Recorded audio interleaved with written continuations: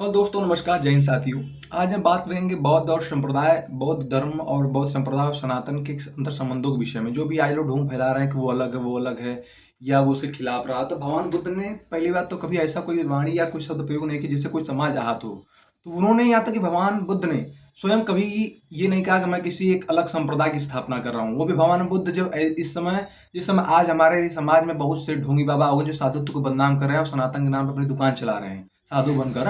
तो उस समय भी बहुत से सनातन के नाम पे ढोंग और पाखंड फैला हुआ। तो उस समय भगवान बुद्ध का समाज में निकलना और लोगों के लिए मतलब एक अमृत के समान था, क्योंकि उस समय बहुत ही मतलब ढोंग इतना बढ़ चुका था कि ऐसे में उनका आना भी मतलब समाज के लिए बहुत ही एक फलदायक रहा।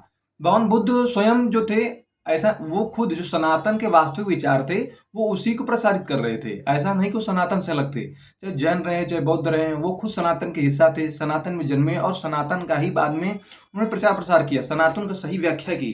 जैसे एग्जाम्पल मैं आप दे सकता हूँ, जो धम्म पद का वाक्य है, भगवान बुद्ध ने स्वयं कहा है कि न ही वेरेन वेरानी समन्ति दाचनम अवेरेन न समति एस धम्मो सनातनो। यानी अर्थात यहाँ इस लोक में कभी भी वैर से वैर शांत नहीं होते, बल्कि अवैर से शांत होते हैं। यानी सही बात है, हम सभी लोग समझते हैं कि वैर जितना वैर से वैर कभी नहीं शांत होता। एक व्यक्ति को मतलब यदि कहीं वैर हो तो अवैर से ही मतलब शांत हो सकता है। यानी मतलब किसी न किसी को पीछे हटना पड़ेगा, किसी को शांति के लिए आगे आना पड़ता है। ये धम्मपद का सुगम मतलब धम्मपद में कहा कि यही सनातन धर्म है, वो भी सनातन की व्याख्या कर रहे हैं। दूसरा एग्जाम्पल इसका एक और है कि भगवान बुद्ध खुद ही अपने भिक्षुओं को जो कहते हैं कि मतलब गौ के नाम पे लोग मतलब अनभक्ति फैलाई जा रहा है, ऐसा तो ऐसा कुछ नहीं है। गौ माता इसलिए कहा जाता है क्योंकि हमारे धर्म या हमारी संस्कृति में जो जिस प्रकार हम अपनी माँ का दूध पीते हैं, किसी एक छोटे बच्चों या तो उसकी माँ का दूध बचता है, या तो फिर उसको कहा गया है कि यदि माँ का दूध ना मिले तो उस गाय का, देशी गाय शुद्ध जो गाय होती है उसका दूध दिया जाए, दोनों की भैंस का, क्योंकि वो बहुत सुपाच्य होता है और उसमें काफ़ी मतलब क्षमताएं होती है, जिससे बच्चे का मतलब विकास अच्छे तरीके से हो सकता है।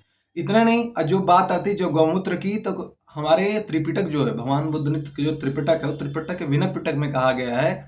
वहाँ पे खुद भगवान बुद्ध कह रहे अपने भिक्षुओं को, जो पीलिया हो गई है किसी को, तो वहाँ पे पीलिया की स्थिति में, पीलिया होने की दशा में वो खुद कह रहे हैं कि मतलब आप गौमूत्र का सेवन करिए। उसमें गौमूत्र में हर है जिसको जानते होंगे सभी लोग, मिल जाता है देसी नुस्खा में आता है, नुस्खा में। तो उसमें गौमूत्र में हरा मिलाकर पीने की सलाह दे रहे हैं भगवान बुद्ध अपने भिक्षुओं को।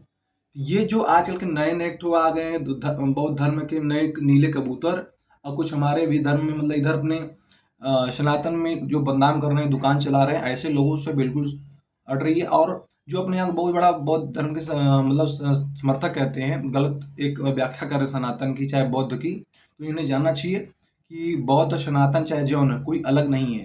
सनातन सनातन मूल है। विवेकानंद ने खुद शिकागो में कहा था, जो सनातन है वही मूल, वही जड़ है, वो नींव है, सभी धर्मों का नींव है। यदि उसको खींच दिया जाएगा तो सारा धर्म संप्रदाय ढह जाएगा।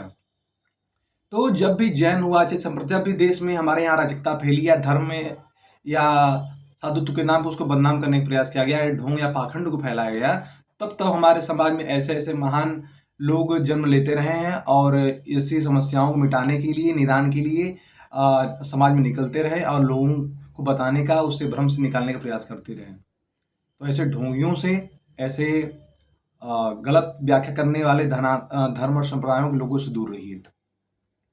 और ये जानिए कि हमेशा चाहे धर्म बौद्ध हो या जैन हो, ये सभी सनातन का ही हिस्सा है।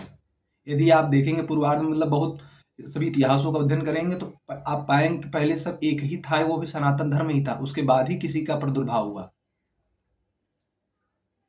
यदि जानकारी अच्छी लगे तो लाइक एंड शेयर करें।